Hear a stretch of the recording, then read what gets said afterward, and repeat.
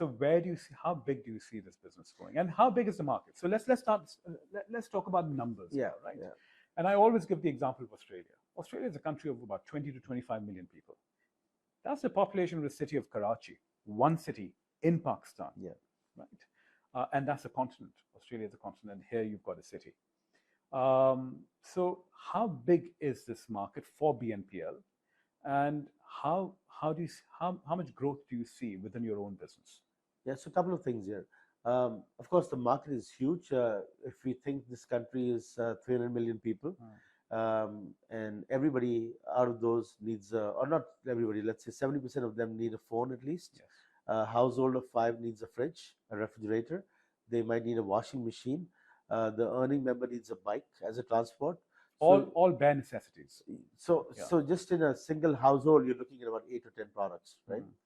Um, in dollar terms, this is, I think it's an uncountable number of billions that are there, the market to be taken, because you're also making a new market out of it, right? You're giving it to someone who previously just did not think that he would be able to afford something like that.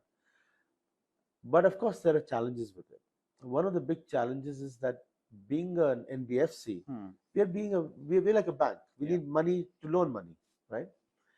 So fintechs in Pakistan, the biggest problem they have is to get money from banks, because banks have not really recognized fintechs as a helper to the economy, which means that if you go to any bank today and you ask them for money, they'll be like, "What's your collateral?"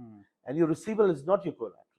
So you better have a big house that your dad has left for you, or a big bank account against your dollars. They would give you rupees, or some other asset, right? So it's collateral based lending. We got very lucky, With Bank Alfalah. with Bank Alfalah. Yeah. So I think about a year and a half back, we pitched the idea of a bank becoming a shareholder Yes. in Qist Bazaar to various banks, not just one bank.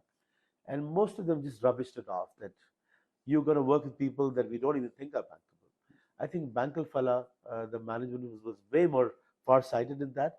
And I do think they did think at that point that maybe we can't touch that customer, we can't make a difference to that customer, that person's life, but we owe it to this country to make some difference. So we'll use this as a vehicle.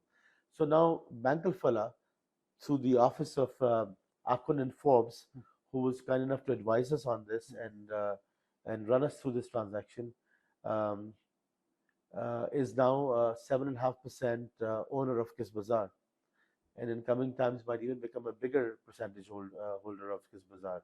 And with that affiliation, we have another certificate, another confirmation that whatever we are doing, A stamp of approval. a stamp of approval is the right thing in a lot of ways. They're far-sighted, and if they couldn't lend to these people directly, they would lend through you.